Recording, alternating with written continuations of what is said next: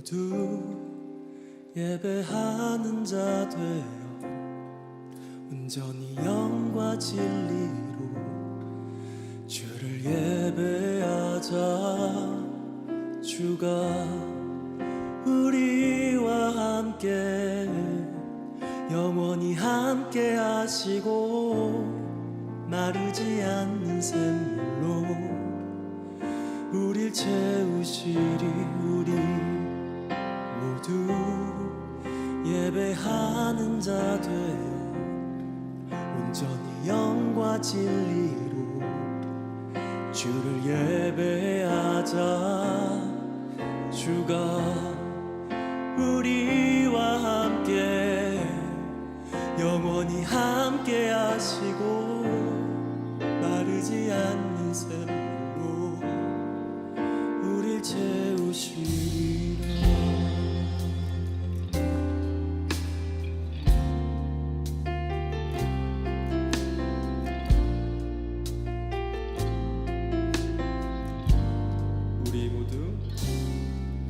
우리 모두 예배하는 자 되어 온전히 영과 진리로 주를 예배하자.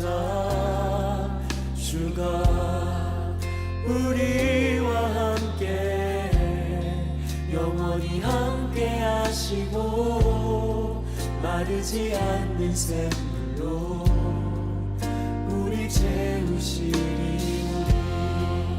우리 모두 예배하는 자 되어 온전히 영과 진리로 주를 예배하자. 주가 우리와 함께 영원히 함께 하시고 마르지 않는 샘물로 우리 채우시리.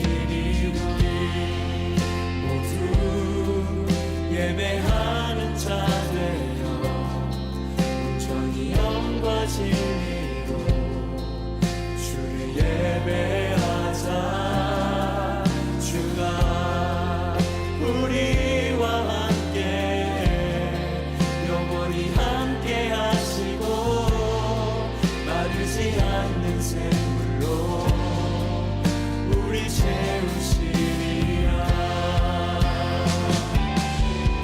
우리 모두 예배하는 자 되어 온전히 영과 진리로 주를 예배하자.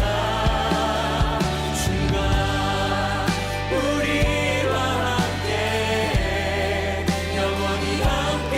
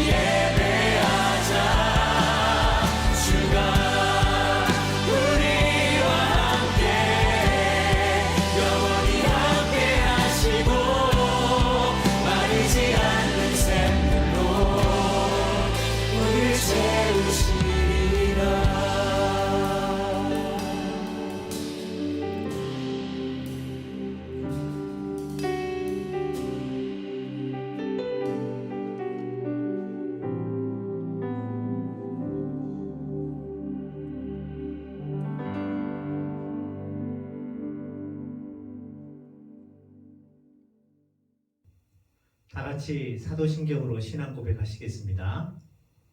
전능하사 천지를 만드신 하나님 아버지를 내가 믿사오며 그 외아들 우리 주 예수 그리스도를 믿사오니 이는 성령으로 잉태하사 동정녀 마리아에게 나시고 본디오 빌라도에게 고난을 받으사 십자가에 못 박혀 죽으시고 장사한 지 사흘 만에 죽은 자 가운데서 다시 살아나시며 하늘에 오르사 전능하신 하나님 우편에 앉아 계시다가 저리로서 산자와 죽은 자를 심판하러 오시리라.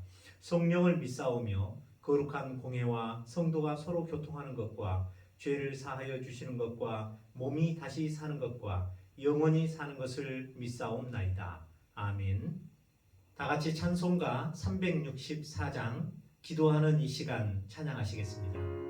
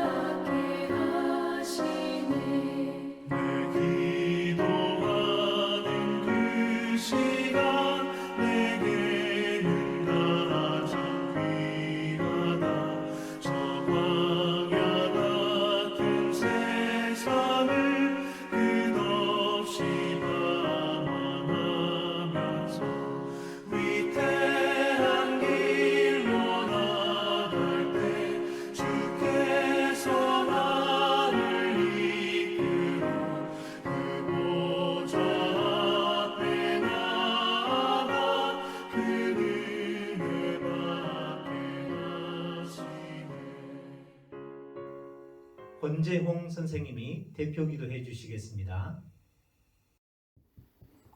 사랑의 하나님 감사합니다. 비록 한 공간에 모여 예배할 수 없지만 예배를 귀하게 여기고 사모하여 온라인 예배를 드리게 하심에 감사합니다. 지속되는 코로나 상황 속에서도 고동부 한 사람 한 사람을 지켜주심에 감사드립니다. 그러나 하나님, 코로나를 핑계로 하나님보다 우리 마음에 우선되는 것들이 있었는지 돌아보며 자백합니다. 게임이나 음란하고 탐욕된 마음, 친구나 학업, 근심이나 염려, 게으름 등이 내 마음의 주인 행세를 하며 한 주를 살았는지 돌아보며 회개합니다. 아무것도 염려하지 말고 오직 모든 일에 기도와 간구로 너희 구할 것을 감사함으로 하나님께 아뢰라. 그리하면 모든 지각에 뛰어난 하나님의 평강이 그리스도 예수 안에서 너의 마음과 생각을 지키리라 하셨던 말씀에 의지하여 간구합니다. 이 어려움 속에 무엇보다도 고등부지체 한 사람 한 사람 마음과 생각을 지켜주시옵소서. 특별히 우리 고3 친구들을 모든 지각에 뛰어난 하나님의 평강으로 이들의 마음과 생각을 지켜주시옵소서. 취업을 위해 준비하는 친구들에게 합당한 기회를 허락하여 주시고 대학을 준비하는 친구들에게는 모든 입시과정, 선택의 과정 가운데 친구들의 소원과 기도를 주님의 뜻대로 응답하여 주시기를 원합니다. 작년 초부터 시작된 코로나로 인하여 고등부 공동체 안에서 은혜로운 교제와 수련회와 같은 집중된 신앙훈련 등이 기회를 충분히 갖지 못한 우리 고1, 2 친구들을 긍휼히 여기셔 하나님의 놀라운 은혜로 우리 친구들의 마음에 찾아가 주시어 인생의 참된 주인을 알게 하여 주시옵소서. 말씀을 전하실 조피터 목사님을 붙들어 주시옵소서. 목사님의 삶을 통하여 그의 입술을 통하여 전달되는 하나님의 말씀이 이 어려운 시대를 뚫고 살아가는 우리 고등부 친구들과 선생님들에게 하나님의 눈으로 세상을 바라볼 수 있게 하시고 그 생각이 삶으로 드러나는 능력이 있게 되는 말씀이 되게 하여 주시옵소서. 오늘 이 예배 가운데 온전히 집중할 수 있기를 기도합니다. 수고하고 무거운 짐진 자들아 다 내게로 오라. 내가 너희를 쉬게 하리라 하셨던 말씀을 기억하여 오늘 하루도 온전히 주님 안에 참된 예배, 참된 쉼이 있는 주일 안식일이 되기를 내 삶의 주인이신 예수님의 이름으로 기도합니다. 아멘. 오늘 말씀은 사무엘상 1장입니다. 구약 408페이지입니다. 사무엘상 1장 10절로 18절입니다. 찾으신 줄 알고 제가 교독하겠습니다. 한나가 마음이 괴로워서 여호와께 기도하고 통곡하며 서원하여 이르되 만군의 여호와여 만일 주의 여종의 고통을 돌아보시고 나를 기억하사 주의 여종을 잊지 아니하시고 주의 여종에게 아들을 주시면 내가 그의 평생에 그를 여호와께 드리고 삭도를 그의 머리에 대지 아니하겠나이다. 그가 여호와 앞에 오래 기도하는 동안에 엘리가 그의 입을 주목한즉 한나가 속으로 말하매 입술만 움직이고 음성은 들리지 아니하므로 엘리는 그가 취한 줄로 생각한지라.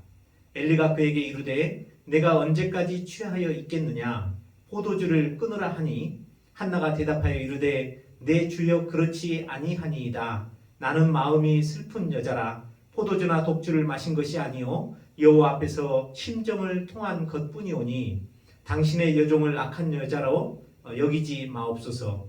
내가 지금까지 말한 것은 나의 원통함과 격분됨이 많기 때문이니이다 하는지라. 엘리가 대답하여 이르되 평안히 가라. 이스라엘의 하나님이 내가 기도하여 구한 것을 허락하시기를 원하노라 하니 이르되 당신의 여종이 당신께 은혜 입기를 원하나이다 하고 가서 먹고 얼굴에 다시는 근심 빛이 없더라. 아멘. 친구들 안녕하세요. 쌤이 머리를 깎았습니다.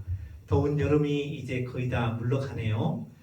시원한 가을에 우리 친구들 대면 예배가 시작되어 얼굴 보고 서로 교제하며 사랑을 나누는 시간 되었으면 좋겠습니다. 지난 시간에 우리 룻기 배웠죠. 여러분 룻기서의 특징이 뭐였어요? 하나님을 잘 정확히 알지도 못하고 하나님께 신앙 고백한 적도 없고 또 하나님께 어떻게 살겠다고 결단하는 것도 없었지만 하나님은 룻의 그 예쁜 마음씨에 감동하셔서 룻에게 축복을 주는 장면이었는데요. 그 룻이 가졌던 것은 인간에 대한 사랑, 그리고 시어머니 별로 사랑하고 싶은 분이 아니죠. 10월드의 최고봉 시어머니 아니겠습니까? 그냥 남편이 있어도 버리고 싶은 게 시어머니일 텐데 그 시어머니 불쌍해서 그 끝까지 따라가서 섬기겠다고 했던 그 자기를 부인하는 사랑의 고결함, 순결함, 순수함, 하나님이 여기에 홀딱 반하셔서 룻을 그렇게 축복해 주셨던 것 같다고 말씀을 드렸어요. 우리 친구들도 사람에 대해서 불쌍히 여기는 마음, 그 마음이 사랑의 시작점입니다. 그런 마음이 있을 때 다른 사람을 험담하거나 비난하거나 판단하거나 하지 않고 오히려 그 사람을 이해해주고 공감해주는 그런 삶을 살아갈 수 있어요. 우리 친구들도 룻과 같은 그런 사랑의 사람이 되셨으면 좋겠습니다. 자, 오늘 말씀은 사무엘서 말씀인데요. 총회 공과를 따라가고 있습니다. 그동안 모세 오경, 그 다음에 여호수아와 사사기를 배웠어요. 시대 흐름도 잘 따라오고 있죠. 네, 여호수아 장군이 활동했던 것은 BC 14세기 그때서부터 시작된 사사기. 사사기는 특징이 뭐였다 그랬어요? 네, 하나님이 왕이신데 그렇게 모세오경을 통해서 선포했는데 모세와 여호수아를 알지 못하는 다음 세대, 그 다음 세대가 전혀 하나님을 기억하지 못한 다른 변질된 세대가 되어 가나안 세대였죠. 그래서 하나님을 잊어버리고 살았어요.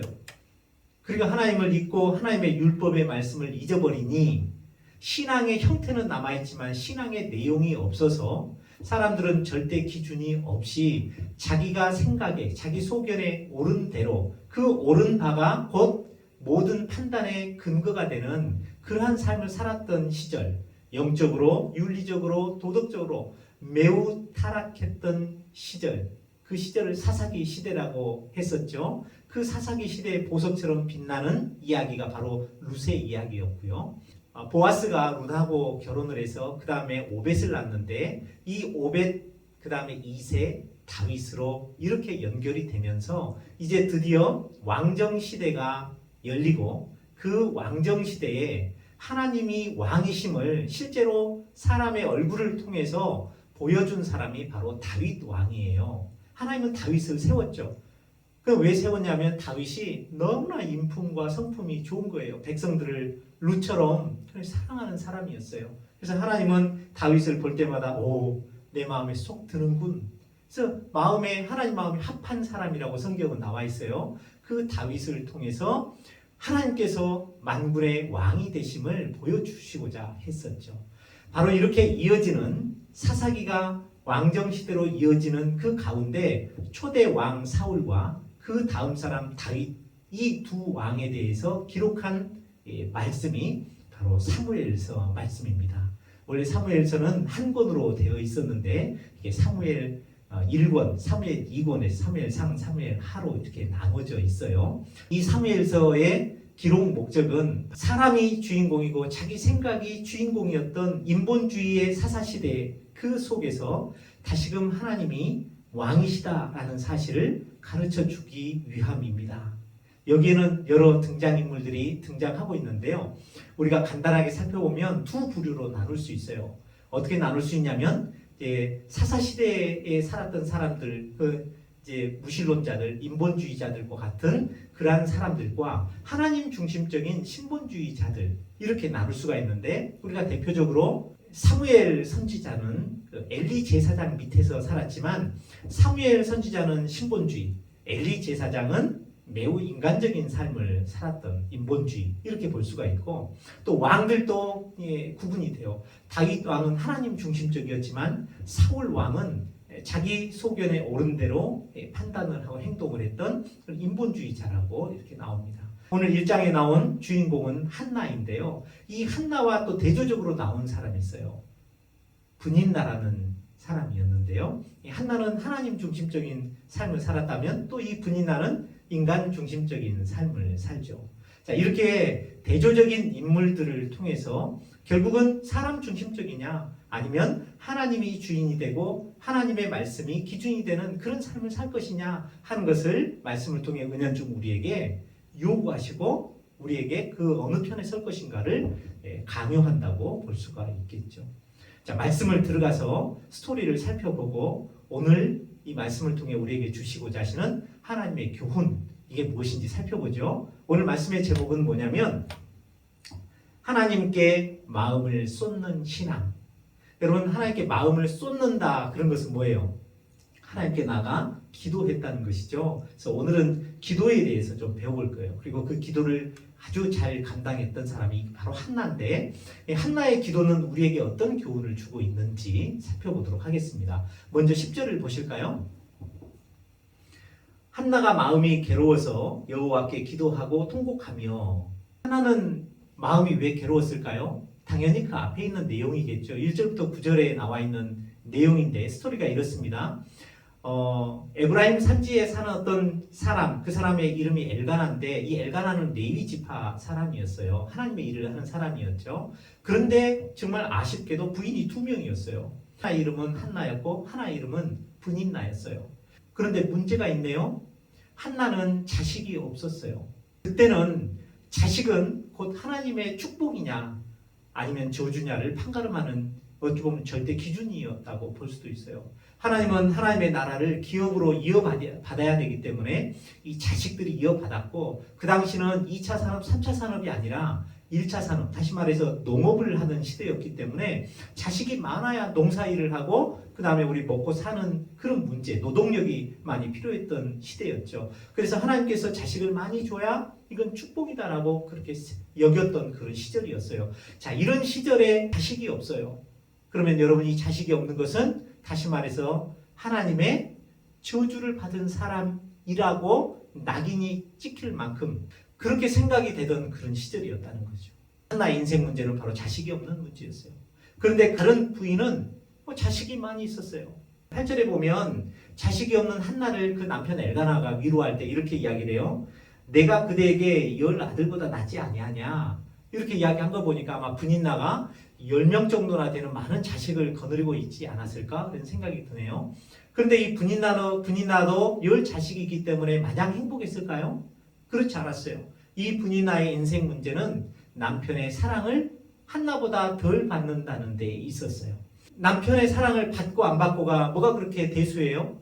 하나님의 축복인 자녀를 많이 낳고 그냥 잘 먹고 잘 살면 되는데 이렇게 생각할 수 있겠지만 특히 여자에게 있어서 남편의 사랑 문제는 이게 참 남자들보다 훨씬 더 많은 인생의 의미적인 부분에서 그 의미를 주는데 어떤 이게 일정 부분 역할을 하는 것이죠. 오늘날 이런 것이 페미니즘 시대에 남자와 여자의 감정이나 이런 것들을 이야기하기가 되게 조심스러워요.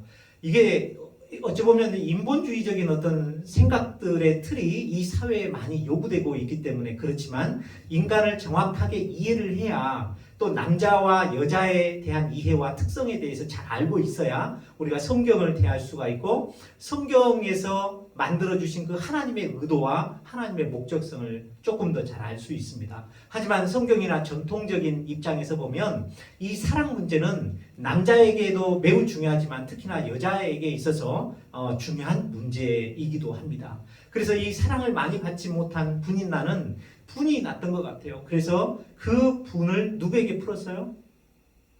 사람들은 분이 나면 어떻게 풉니까?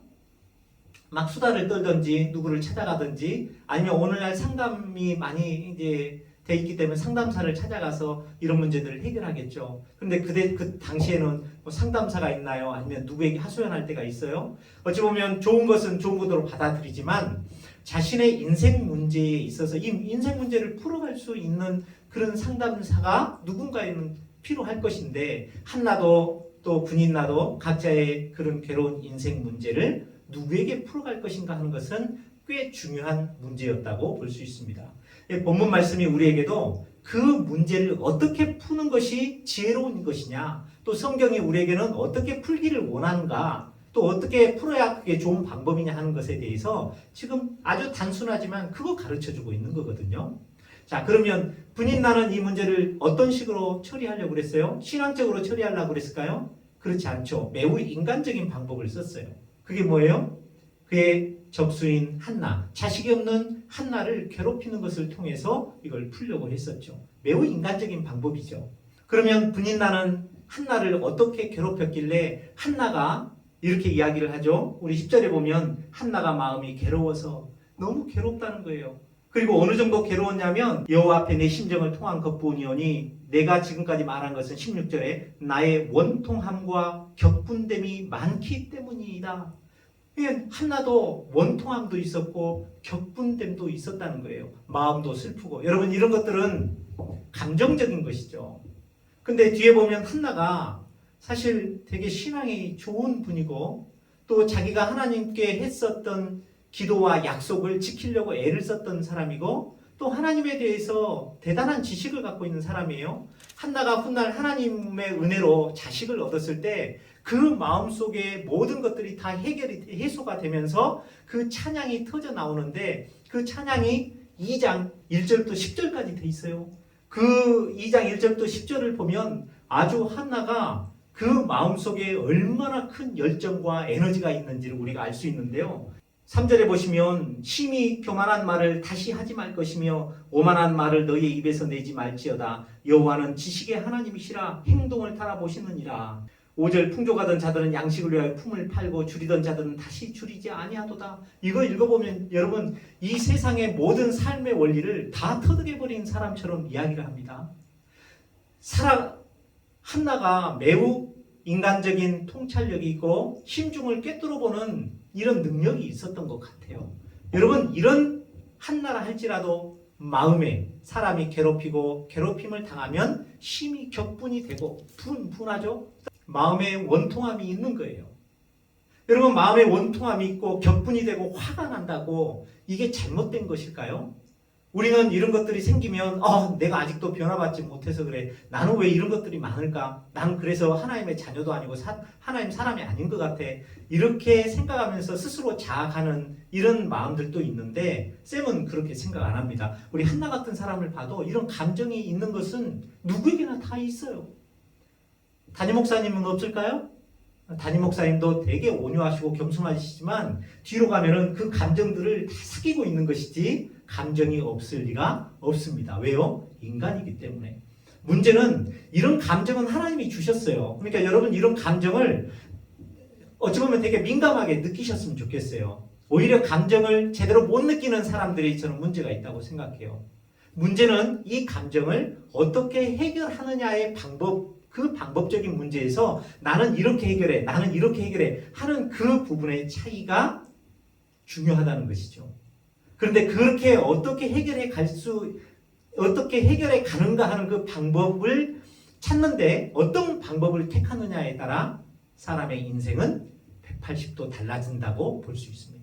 여러분 한나는 그래서 인본주의적인 방법으로 가지 않고 신본주의적인 신앙적인 방법을 택했다는 것이 한나의 위대한 점이라고 생각해 볼 수 있어요. 우리는 그것을 한번 생각해 볼 수 있는데 일단 분인나가 한나를 얼마나 괴롭혔길래 이런 고통스러운 슬픔과 원통함과 격분에 떨고 있었어야 됐을까요? 한번 우리가 상상을 해볼 수도 있을 것 같습니다. 분인나는 한나에 대해서 늘 이렇게 생각을 했겠죠. 왜냐하면 분인나 입장에서는 남편의 사랑을 못 받으니까 남편의 사랑을 못 받는 것이 누구 때문이라고 생각하겠어요? 한나 때문이라고 생각했겠죠. 그러니까 어쨌든 한나가 그냥 세상에서 없어졌으면 좋겠어요. 한나로 인해서 남편에게 독차지해야 될 자식을 많이 낳았으니까 그 사랑을 못 받는다 생각하니까 분인나는 정말 한나가 미웠을 거예요. 그래서 때마다 한나가 지나가고 한나 얼굴만 봐도 그냥 너무 싫었던 것 같아요. 그래서 분인나는 자기가 처음에 임신했을 때 임신하지 못했던 한나에 대해서 매우 멸시하는 그런 마음을 가졌을 수도 있겠죠. 우리가 저기 창세기 보면 부인 사라가 아이를 낳지 못할 때 사라가 그가 이제 데리고 있던 여종 하갈을 아브라함에게 주어서 아들을 낳게 하죠. 근데 그 하갈이 임신을 하니까 그의 여주인 사라를 아주 멸시했다고 성경에 나와 있거든요. 그렇게 멸시했을 때 사라가 아브라함에게 내가 모욕스럽다라고 이야기를 해요. 분인나도 한나를 그렇게 대했던 것 같아요. 멸시하는 놈, 자식도 없어. 하나님께서 저거 봐, 이 하나님의 저주를 받은 여자지. 그러니까 이 애를 못 낳는 거 아니야? 이렇게 아마 하나님까지 끌어들여서 한나를 공격했을 수도 있죠. 자식이 크면 이제 자식 자랑들을 많이 했겠죠. 아유, 우리 큰아들은 나가면 어쩜 저렇게 엄마를 생각해서 꽃도 사다 주고 뭐 먹을 것도 사다 주고 떡볶이도 사갖고 오고 이런 자랑들도 했겠죠. 또 이제 딸이 다 커서 이제 시집을 갈 때쯤 되면 어유 우리 딸은 얼마나 이쁜지 그냥 남편이 의사예요. 자랑을 할 때마다 누구 앞에서 자랑했겠어요? 한나 앞에서 자랑했겠죠. 그러면서 아유 누구를 닮아서 저렇게 이쁘고 똑똑할까? 어쩜 이렇게 하나님께서는 나를 복을 많이 주실까? 나는 원래 복이 많은 여자야. 이건 누구 들으란 소리예요? 한나 들으란 소리죠. 근데 한나는 아마 저렇게 자식도 없고 하나님께 저주를 받은 것은 분인나가 또 이렇게 이야기를 했을 수도 있죠. 뭔가 하나님 앞에서 사람들 앞에서 숨겨놓은 죄가 있어서 그럴 거야. 아마 이게 엘가나에게 시집 오기 전에 뭔가 남자들하고 썸씽이 있었지 않았겠어? 그거 지만 알고 있지. 그거 회개하지 않으니까 하나님께서 노하셔서 자식을 주지 않았을 거야. 아마 이렇게 생각했을 수도 있겠죠. 마치 욥의 친구들이 욥을 그렇게 대했듯이. 그렇죠. 욥이 저렇게 고난을 받는 것은 다 숨겨진 죄가 있었기 때문이 아니야 하고 욥에게 그런 이야기를 해요. 욥은 참 속이 터질 그런 이야기들만 골라서 이야기를 하는데 마음이 격분되어 버렸지 않았을까? 때로는 밥 먹고 있을 때 뜨거운 숭늉을 남편에게 준다고 하면서 몰래 가가지고 한나 허벅지에다 확 쏟아 부어버린다든지 또 어느 날은 그냥 느닷없이 한나가 오니까 그냥 대놓고 얼굴을 뺨을 딱 때리면서 하는 말이 너 내 립스틱 훔쳐갔지? 하고 이렇게 도둑으로 본다든지 동네 사람들한테 가가지고 이런 있지도 않은 그런 이제 이야기들을 막 하면서 모함하고 험담하고 여러분 이렇게 사람을 괴롭힌다고 생각했을 때 그 괴롭힘을 당하는 한나의 마음이 어떻겠어요? 오죽했으면 자기가 그렇게 이야기를 했을까요? 원통함과 격분된 마음. 자, 이렇게 있을 때 이런 마음이 살다 보면 누구에게나 또 다 들 때가 있죠.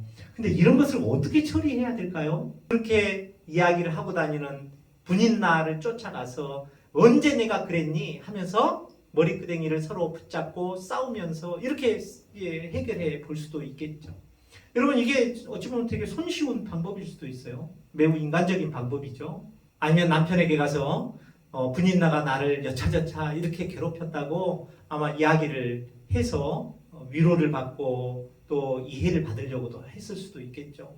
여러분 근데 남편에게 가서 이렇게 이야기를 한다고 남편이 해결해 줄 수 있을까요?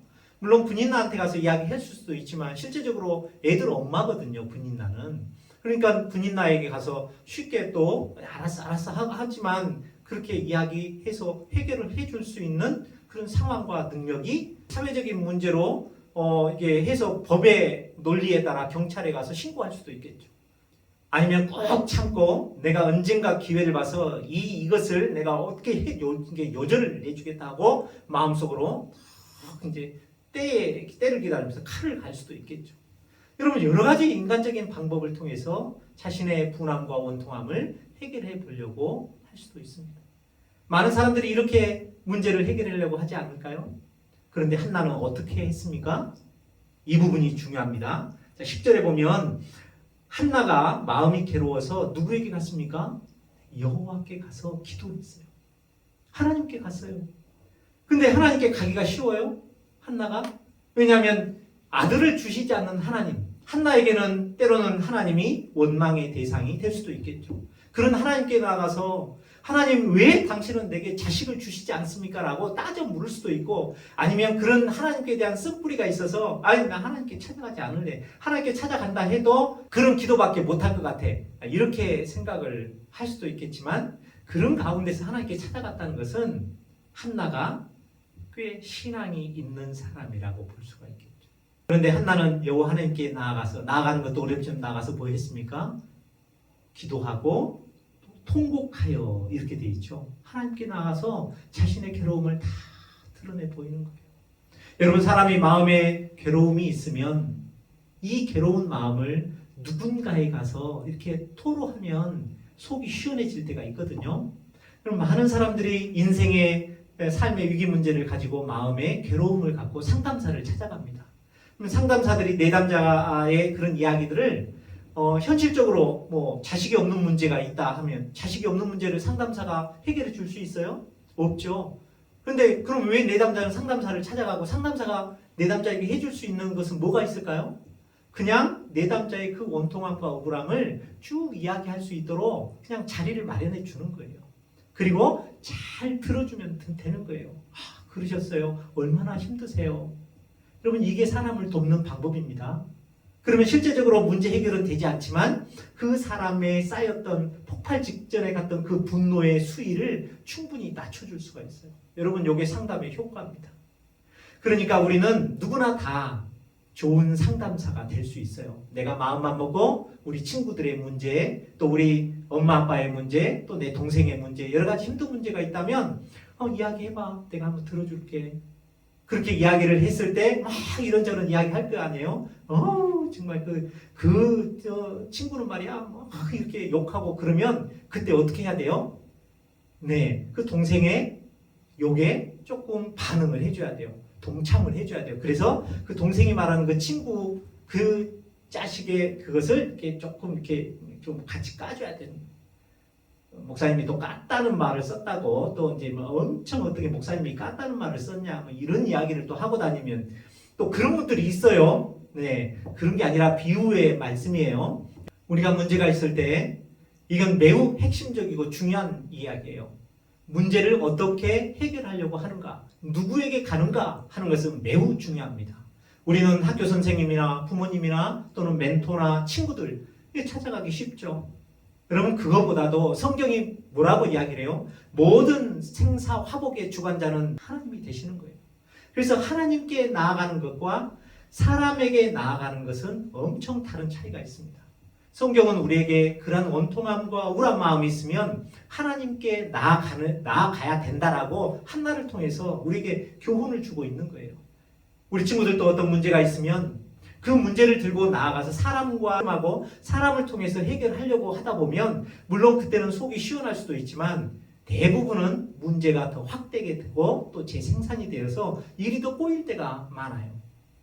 먼저 우리 친구들도 성숙한 신앙인이 되어서 하나님께 조용히 들고 나가는 그런 믿음의 사람이 되었으면 좋겠습니다. 그러면 한나는 하나님께 왜 이 문제를 들고 나갈 수 있었을까요? 여기 부분도 꽤 우리에게 교훈을 줄 수 있는 것인데, 먼저 한나는 하나님이 이 모든 인생사를 주관하시는 주관자가 되신다라는 사실을 믿었기 때문입니다. 모든 문제에는 다 하나님의 뜻이 있다고 확신을 했어요. 복을 주시든 분인나에게 복을 주셨어요. 한나 입장에서 볼 때는 자식이 많이 있었던 것이죠. 이 복을 분인나에게 준 것도 다 하나님의 뜻일 것이다 생각을 한 거예요. 한나가. 왜냐하면 분인나는 남편의 사랑을 좁게 받았던, 어찌 보면 남편에게 사랑을 받지 못한 문제는 세상의 그 어떤 문제보다 더 큰 문제거든요. 그렇다면 한나에게 하나님이 복을 주시는 것은 공평하신 하나님 입장에서는 당연한 것이라고 생각을 할 수도 있겠죠. 여러분, 분인나에게는 자식이 있고 한나에게는 자식이 없고, 한나에게는 남편의 사랑을 받고 분인나에게는 사랑받지 못한 이런 문제, 어찌 보면 공평하신 하나님 아닐까요? 또 복을 주시지 않든, 한나는 자식이 없어서 복을 주시지 않았죠. 거기에도 다 뭐가 있을까요? 하나님의 뜻이 있다라고 믿는 거예요. 우리가 성경을 1장과 2장을 쭉 보면 결국 한나에게는 하나님의 뜻이 있었던 것 같아요. 한나를 통해서 누구가 태어나죠? 그 시대 어두운 영적으로 동조적으로 타락했던 그 시대에 빛을 밝히는 사무엘 선지자가 태어나고, 그 사무엘 선지자를 통해서 새로운 시대를 여시는 하나님의 역사에 귀하게 쓰임받는 것이죠. 그래서 하나님께서 이러한 위대한 선지자를 보내주실 때 아무에게나 보내주실 수 있겠어요? 신앙적으로 믿음이 있는 가정과 여인에게, 그리고 그런 교육을 시킬 수 있는 사람과 그런 사람을 하나님께 맡길 수 있는 믿음의 배포가 있는 사람에게 주시지 않겠어요? 여러분들이 하나님이라면 그렇지 않겠습니까? 그렇다면 한나에게도 어찌 보면 하나님께서 자식이 지금은 없는 이런 것은 다 어떤 뜻이 있었냐면, 그렇게 위대한 선지자로 세우는 데 있어서 한나의 믿음을 더 성장시키고, 성장은 근데 괜히 됩니까? 훈련과 연단이 필요하죠. 훈련과 연단이라는 것은 어떻게 이루어져요? 열이 나야 됩니다. 여러분, 연단하는 것도 마찬가지예요. 쇳덩어리를 용광로에 열을 가했을 때 쇠가 녹고 다른 것으로 변형이 되듯이 우리 마음도 이렇게 곁분이 되고 막 열이 나야 돼요. 그래야 사람이 거기서 참고 인내하면서 사람의 인격이 성장하고 변화되는 역사가 있거든요. 하나님께서 한나에게 원했던 것은 이런 연단을 통해서 믿음의 사람이요 기도의 여종으로 변화되기를 원하신 것이 바로 하나님의 뜻이었다라고 볼 수가 있죠. 이렇게 이 모든 것은 다 하나님의 뜻이 있기 때문에 그 문제를 궁극적으로 풀어줄 수 있는 것도 누구다? 하나님이다라는 것에 대한 믿음이 누구에게 있었어요? 한나에게 있었다는 것이죠. 이 한나의 믿음이 우리 친구들의 믿음이 되었으면 좋겠습니다. 그러면 여기서 한번 조금 더 생각해 볼 수 있는 것은, 그러면 우리가 이런 문제들을 왜 하나님께 들고 나가야 될까요?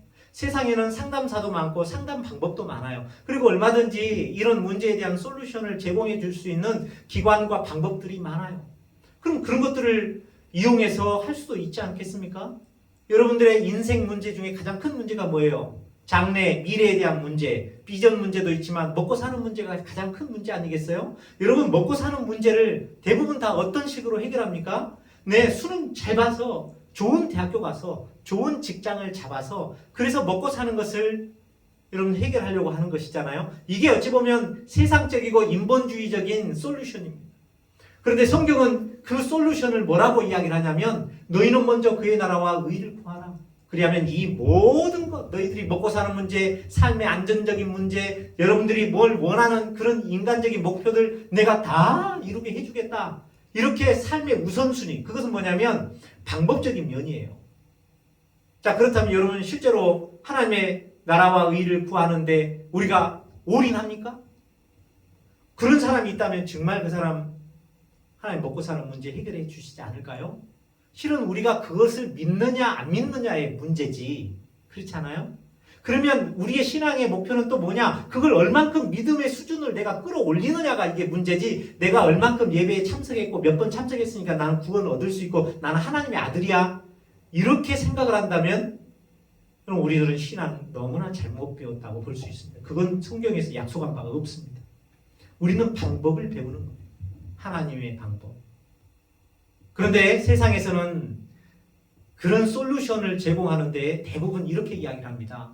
사사시대 사람들이 생각했던 것처럼 자기 소견에 옳은 대로 살아. 너 생각에 옳은 대로 살아. 너 감정대로 해. 그리고 네 인생 네 거야. 한 번밖에 없는 네 인생 네 뜻대로 살아야지. 누구 뜻대로 살라고 그러니? 자, 이런 종류의 솔루션이 대부분이에요. 그런데 우리가 여기서 그 아주 좋은 방향이고 그게 맞는 것처럼 생각이 되지만 조금 더 생각해 보면 그런데 그 내가 좋아하는 것이나 내 뜻이 주로 뭡니까? 게으른 걸 좋아해요? 부지런한 걸 좋아해요? 일하는 것을 좋아해요? 노는 것을 좋아해요? 먹는 거 좋아해요? 절제하는 거 좋아해요? 자, 노는 거, 게으른 거, 마구마구 먹는 거, 게임하는 거 얼마나 좋습니까? 여러분 그게 우리가 원하는 나의 그 디자이어 아닙니까? 그렇게 살으라고들 주변에서도 이야기하고 내 마음속에서도 그런 이야기가 자꾸 들려요. 근데 여러분 그렇게 살아보십시오. 인생 어떻게 될까요? 망하는 길이에요. 행복을 찾아서 사는 것이 인생의 목적이다 그렇게 이야기를 하죠. 그럼 여러분 행복하게 해줄 수 있는 것은 게임하는 것이고 노는 것이고 마구마구 먹는 거예요. 그런 거 아니겠어요? 그럼 그렇게 사세요. 행복하니까. 근데 그게 하루가 되고 한 달이 되고 1년이 되고 자꾸 이렇게 살아보십시오. 그러면 인생이 행복해질까요? 불행해질까요? 당연히 불행해지죠. 여러분 그래서 내가 내 생각대로 살고 내 뜻대로 살아라고 하는 것은 그것은 아주 옳은 솔루션이 아닙니다. 성경은 그렇게 살지 말라고 하죠. 여러분 놀고 싶습니까? 그러면 놀지 말고 부지런히 일하세요. 공부하세요. 그렇게 이야기를 하죠. 그게 맞는 거예요. 여러분 마구마구 먹으세요. 그러면 사람이 어떻게 됩니까?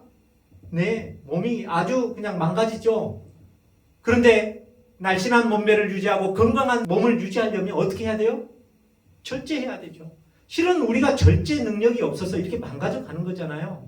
게임 원 없이 하고 싶죠. PC방 가서 하루에 15시간 이상씩 게임들을 하더라고요. 방학 때 보면 우리 저기 다른 교회에서 중등부 학생들한테 물어보니까 그럼 하루 종일 그렇게 할 수 있죠. 근데 그렇게 하면 공부는 언제 합니까? 그래서 하나님 중심적인 사람들은 자기 소견에 옳은 대로, 자기 감정대로 살지 않습니다. 자기 감정을 거스리고, 자기 감정을 부인하고, 자기 감정을 절제할 수 있는 삶을 살아라고 성경은 이야기를 하죠. 그걸 배우는 거예요. 여러분도 오늘 한나를 통해서 그걸 배우는 거예요. 인간적인 방법으로 이 문제를 해결하려고 하는 것이 아니라 하나님의 방법대로 하려고 애를 썼던 한나의 방법, 그걸 따르시라는 거예요. 그게 뭐예요? 하나님께 나가서 마음을 쏟아내는 그 신앙이라는 거예요. 노는 것보다 공부하고 게으른 것보다 부지런하고 마구마구 먹는 것보다 내가 절제하고 소식을 하고 그 다음에 게임 스탑하고.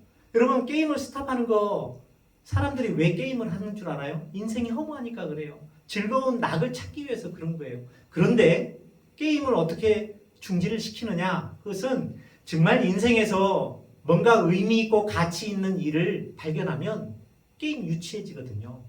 그때 스탑이 되는 거예요. 쌤은 여러분들에게 이야기하고 싶습니다. 여러분 세상에서 의미 있고 가치 있는 걸 발견하세요. 근데 의미 있고 가치 있는 것은 오직 성경에밖에 없습니다. 근데 에이 목사님이니까 맨날 그런 말만 하지. 여러분 세상의 모든 부귀영화를 다 누린 솔로몬이 죽기 전에 이런 이야기를 했어요. 헛되고 헛되며 헛되고 헛되니 모든 것이 헛되다. 모든 게 무의미해요. 어디에 세상에 의미 있는 게 있습니까?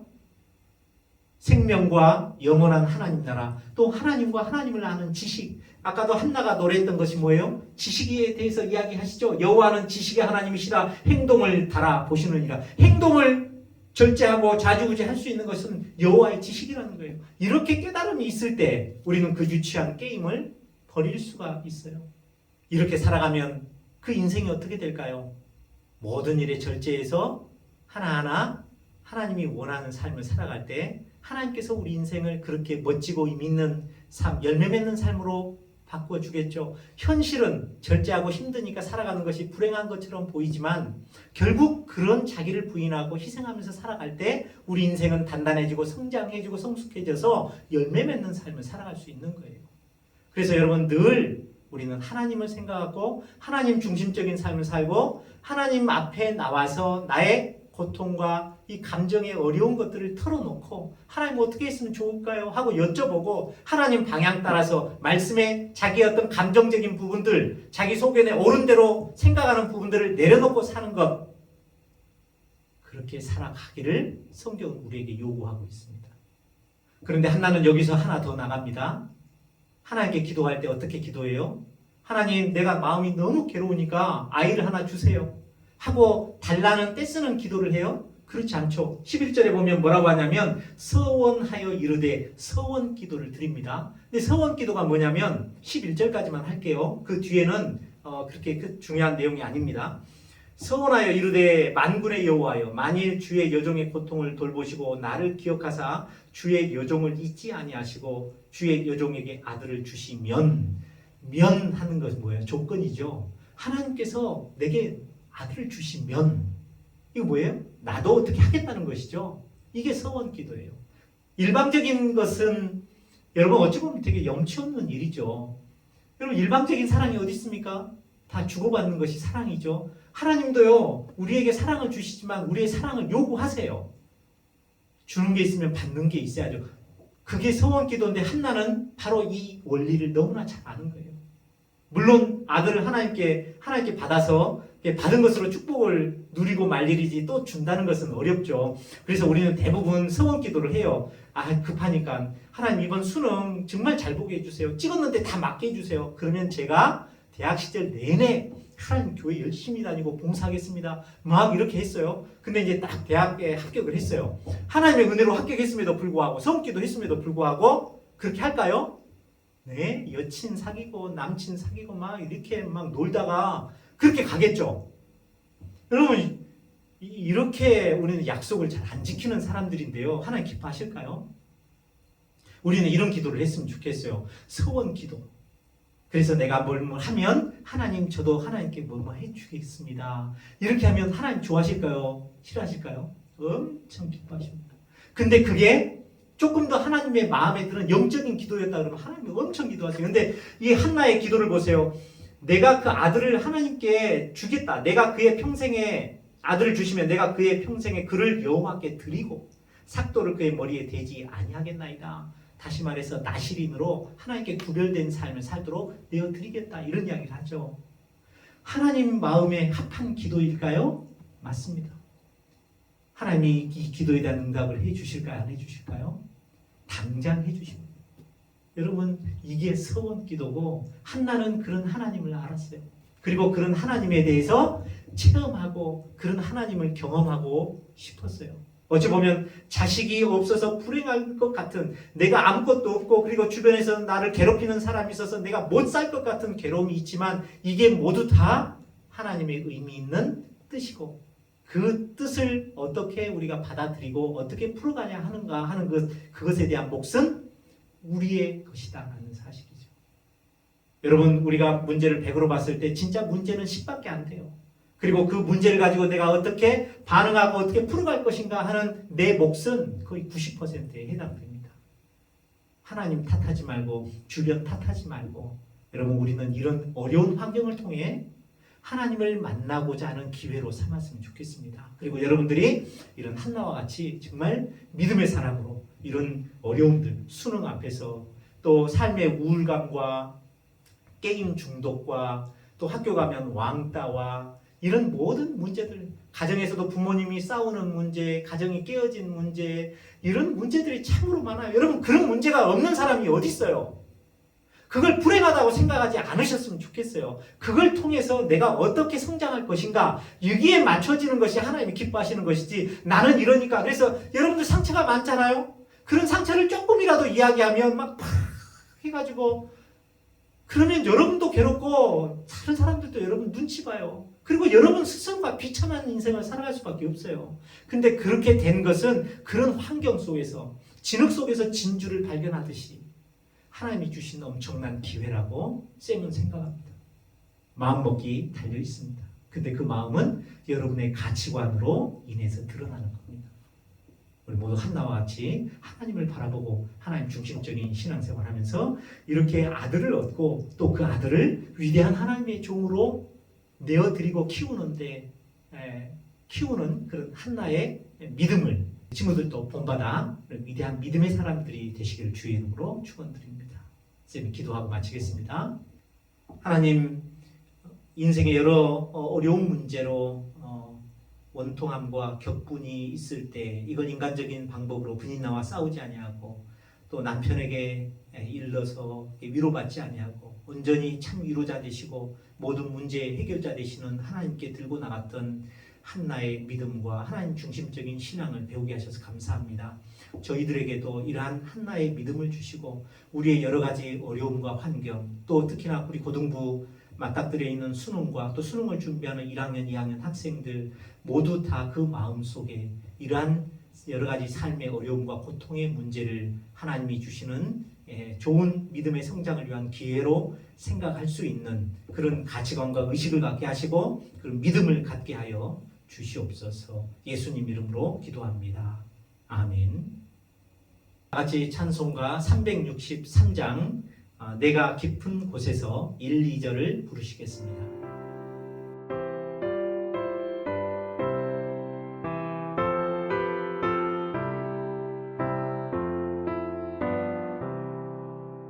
내가 깊은 곳에서 주를 불러 아뢰니 주여 나의 간구를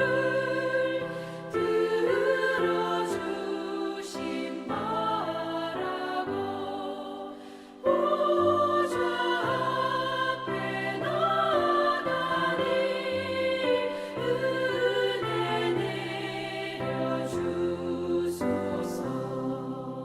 주가 죄를 살피며 누가 능히 서리요. 오직 주만 모든 죄 용서하여 주시니 주님 앞에 떨면서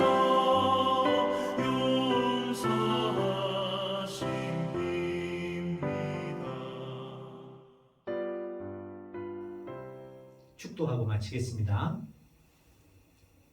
이제는 우리를 위해 십자가에서 못 박혀 돌아가신 예수 그리스도의 크신 은혜와 독생자를 아끼지 아니하시고 내어주신 하나님 아버지의 한없는 사랑과 지금도 우리들의 현실 문제 앞에서 영적인 깨달음을 주고 위로 감화 교통하시는 성령님의 크신 역사가 하나님 한나와 같이 이제 모든 문제를 하나님의 뜻으로 알고 하나님 앞에서 또 하나님 중심적으로 풀어나가고자 힘쓰고 다짐하고 다시 새롭게 마음을 고쳐먹는 사랑하는 우리 고등부 친구들과 선생님들 위해 이제부터 영원토록 함께 있을지어다. 아멘. 내가 주 안에 주는 내 안에 늘 거하는 삶.